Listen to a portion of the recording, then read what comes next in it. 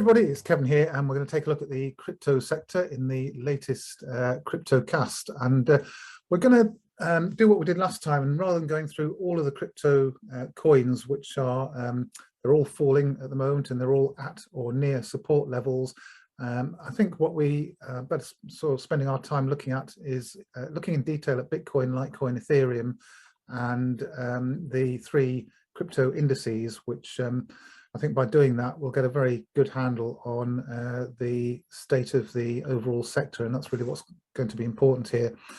So this is the altcoin index, and we've looked at this one before, and I think the points to notice are that the latest weekly candle, or the main point to notice, is that the latest weekly candle here is opening below support.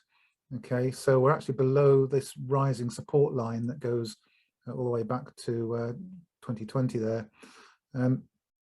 So there's no more adjusting we can do with this line, no more tweaking. The simple fact is that those two parallel lines, one support, one resistance, and we're actually below the rising support line. I've marked a horizontal support line, which is probably more important actually, because it's got more touches, and it's sitting at the 2,900 level.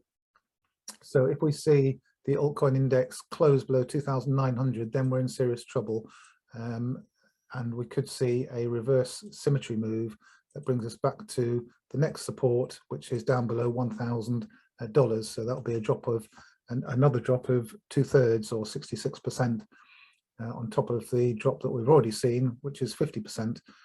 So we've fallen 50%, and we could fall another 66% from here if the support doesn't hold. So 2,900 is key for the altcoin index, and the altcoins, if they break out here, will obviously do extremely well, and will likely bounce up to the level around 4,500 in the middle of the Ichimoku cloud there. So this arc could well be valid. No point having that smaller one there, I'll get rid of that. So that arc could well be valid.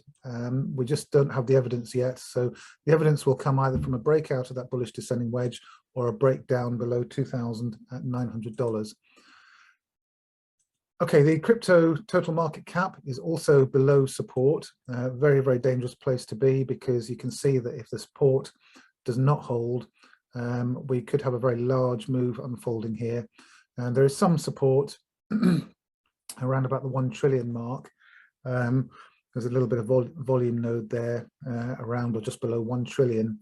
But I suspect that the support offered by that is fairly weak.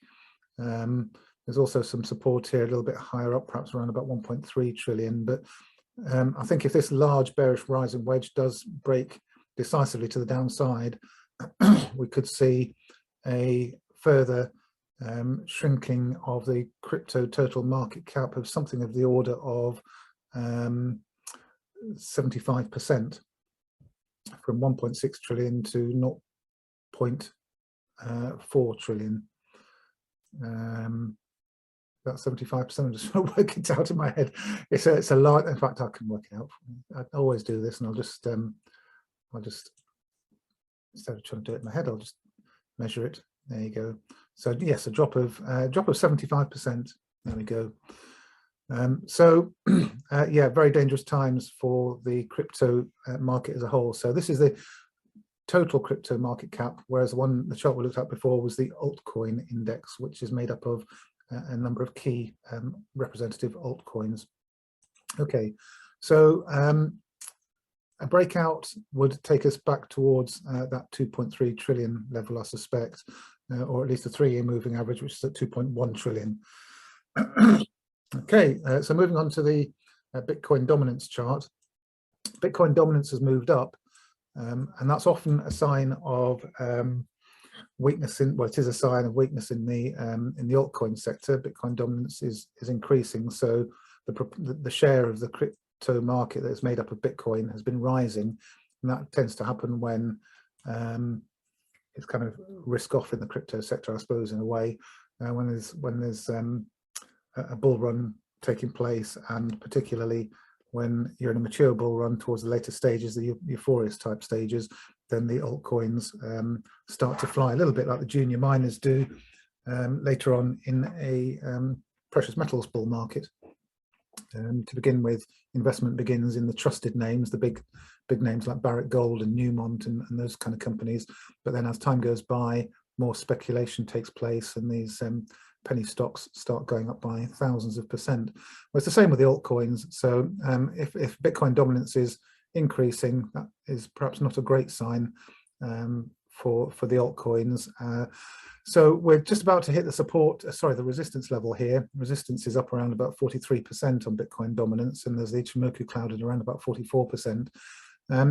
Stepping back and looking at the chart, we could have a reverse symmetry move here to the upside, and that would be, in my view, likely to go hand in hand with a large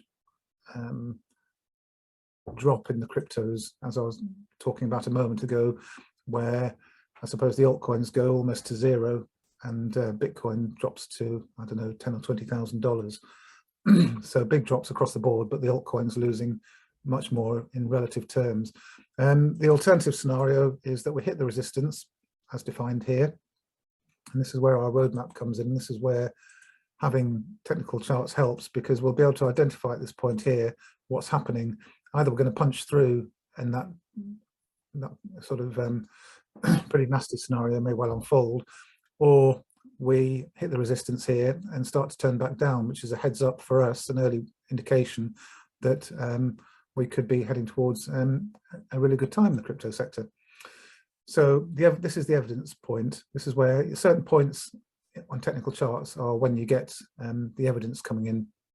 Another little piece of evidence that I haven't mentioned on here is that we are now back above the 3-year moving average, and that's bullish, generally speaking. So as long as we remain above the 3-year moving average on Bitcoin dominance, then the bias is towards the upside. Okay, looking more specifically at Bitcoin, Litecoin, and Ethereum now, and looking first at Bitcoin, large dome formation, which has been marked on my charts for some time now, which gives the overall backdrop of needing to be cautious and needing to be very wary about what's going on. And zooming in onto the daily chart, we can see in more detail the bearish rising wedge that we've been showing for a while now, made up of these two parallel black lines. There's no need to try and adjust this line or fiddle it or make it fit. It's very clear where it needs to go, and so the chart has delivered its verdict. That verdict being that the support line has failed, and Bitcoin has moved below, and it's also now below this key volume node. The only thing I can look at on there and say is potentially good is that this is a bullish descending wedge. Price is oscillating towards a resolution point here. Usually bullish descending wedges break to the upside, so it's quite possible we get an upside move to the edge of the arc, and then the bear market really takes hold. That is perhaps the most likely scenario in my view. I had hoped, of course, that earlier on that this support level would hold and we'd be bouncing up to somewhere around 47,000. Of course, that's not going to happen now. And you know, if we're going to move up here, the edge of the arc is going to be encountered somewhere around 44, 45,000. And then that's another key evidence point at the edge of the arc there. If and when we hit it, a break above it is incredibly sort of bullish, and a turn down is incredibly bearish. So those points that we're able to see more clearly the road ahead, and technical analysis helps us to focus on those decision points. Okay. The alternative to that, of course, is that this bullish descending wedge doesn't materialize, and the pattern morphs into something else, something bigger, and just the whole thing just breaks to the downside. We've got the Fed meeting next week. I don't know what's going to be said and what the reaction is going to be, but one possible scenario is that we just go all the way down, you know, to wherever. So those are the possibilities, and this week I think we're going to get quite a lot of answers as to the short-term direction, certainly the direction over the rest of May, whether we're going to retest resistance or whether we're going to plunge to some as yet unknown support line. Okay, Litecoin is a very interesting one as well. You'll have seen in my podcasts, Cryptocasts, over recent months that I pointed out that the arc is complete and we're building a handle, and the handle comes to rest on this uptrending support line. The support line really only has 2 touch points, but they're important touch points, all the way back in 2017 and in 2020. So we're there now. We're at the point that I'd previously identified. And if I zoom in on the weekly chart here, what you can see is that the handle's complete. We've pulled back to the area around about $95. So now we're at that decision point. Now, looking at the technical chart pattern, and if without any bias, you would say this is a cup and handle, which by all accounts, should break to the upside, and we should see this upside move, perhaps a back test, and then off we go. And that's the way cup and handle patterns usually pan out. But we can't take any of that for granted, and we have to acknowledge that this level around $95, 94, 95, that kind of area, if we get a weekly close below that, then Litecoin is likely to come back down to the support level, horizontal support around $30. So we've already fallen from $400, over $400 to $100. So we've lost 300. We've fallen 75%, I think, already. I'll get the measuring tool on here. Yeah, we've fallen 75% already, and a drop down to that $30 level would be a retrace of over 90%. Does that sound realistic? Maybe not. Maybe a 90% retrace is a bit too much, but bear in mind that I think Bitcoin retraced 85% in its last 2 bear markets. So I would suggest that probably a 90% retrace, if this is a proper bear market, is fine. Perfectly normal. Normal for cryptos anyway. It's normal to get moves to the upside of hundreds or even thousands of percent. So a downside move of 90% is par for the course, I suppose. So this is what we've got to watch here. This $95, $94 level. If we get when we get a clear break below it, I'll let you know, of course. And if we break out, we have a fairly clear sort of upside reaction and breakout. I think the breakout would involve moving above $130. I'll just mark that level on, because this is a horizontal level here where there's been a lot of support and resistance in the past. That's not what I wanted to do. I'll just get the drawing tool again, horizontal line, and put it on there. Okay, so I've got a horizontal red line there at $130. So any sort of bouncing between 95 and 130 is kind of irrelevant in a way. It's not proving anything. But once we move, or if we move above 130 and start to gain some momentum at that point, then that's starting to look suggestive of the handle breaking to the upside. And of course, the ultimate proof would be a break above the handle resistance line, so above that. Only 2 touch points on the handle there, so we may need to develop another one, then come back down, and we may get a few more touch points lower down on that handle. There's also, if you zoom in even more, there's another breakout line that you could perhaps watch, which is this one here, creating a little bit of a wedge pattern just in there, like that. I'll thicken that line up so it stands out as well. And that one, because these are the lines that we've got to keep a close eye on going forwards. Okay, so any move through any of those lines, and I'll let you know. And finally, Ethereum, same deal with Ethereum. It's resting right on key, crucial support. It's a pivot line that goes back to 2017. It was support, then it became resistance, then support again, and it's still support now. So a potential arc pattern here, potential bullish descending wedge, and again, if we zoom right in, what we can see is, in fact, I'll try this on the daily, see if it helps. I'm putting it on the daily chart, zoom out a little bit for you. So on the daily chart, you can see how close we are on that support line there. We've also got another resistance line just there. So a break above that would be important, and a break below this line here. I just click on that line and thicken it up a little bit. There we go. Break below that line or above this line would be telling us something.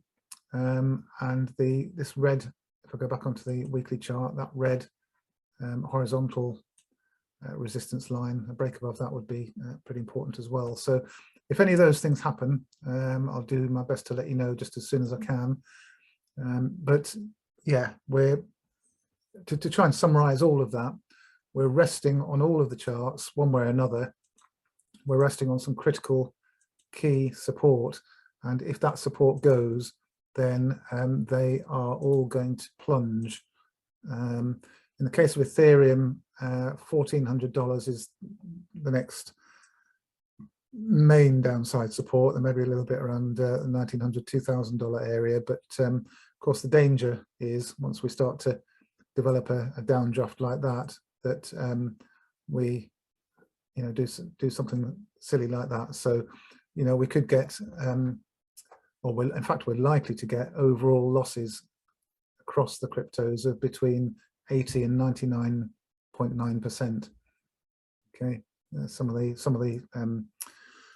altcoins are likely to fall close to zero. I've mentioned that before. In the next when we get the next large bullish drop, the next large bearish drop, a lot of those altcoins would become practically worthless, and potential potential good picks for the next wave to the upside as and when that occurs. But we have to follow the evidence rather than just assume that that's going to happen. So yeah, all resting on key downside support, a move below which is incredibly dangerous, and if we're hoping for a move to the upside, we have to wait for the evidence to build that it's a reliable move to the upside and not just another little wave up that's going to get everybody trapped before the next plunge to the downside like that. Okay, so that's it from me for now. That's a wrap for this Cryptocast. We'll be keeping a close eye on things for you, and enjoy the rest of your day. Bye-bye for now.